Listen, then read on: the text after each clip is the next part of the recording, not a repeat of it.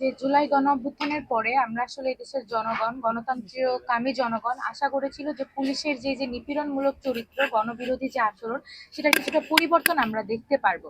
এবং অন্তর্বর্তীকালীন সরকারও আমাদেরকে এই ধরনের একটা আশ্বাস দিয়েছিল। তারা জনগণের লক্ষ লক্ষ কোটি কোটি টাকা অপচয় করে রীতিমতো একটা সংস্কার কমিশনও গঠন করলো, পুলিশ সংস্কার কমিশন। এবং আমরা দেখলাম যে এই কমিশন থেকে শুধুমাত্র যে পরিবর্তনটা আসলো সেটা হচ্ছে পুলিশের পোশাকের পরিবর্তনটা আসলো। তাদের যে গণবিরোধী আচরণ, তাদের যে ঔদ্ধত্যপূর্ণ অবস্থান, সেটার কোনো পরিবর্তন আমরা দেখলাম না।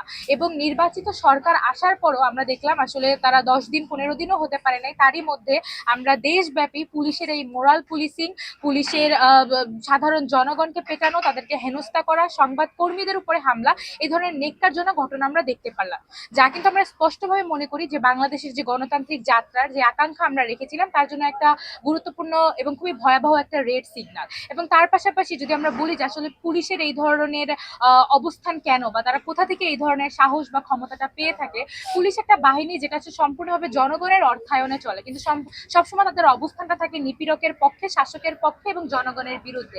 আপনারা জানেন যে আমাদের যে নতুন শিক্ষামন্ত্রীর দায়িত্বে যে আছে এহসানুল হক মিলন, সেই কিছুদিন আগে আসলে সম্পূর্ণ আইন বহির্ভূত সংবিধানকে অসম্মান করার মতো এক ধরনের বক্তব্য সে দিয়েছে। সেখানে সে বলেছে যে রাস্তাঘাটে যদি তরুণ তরুণীদেরকে দেখা যায় তাহলে তাদেরকে পুলিশিং করার এখতিয়ার সে পুলিশকে দিয়েছে। এই ধরনের কিন্তু কোনো ধরনের সিগন্যাল সে কোনোভাবেই দিতে পারে না।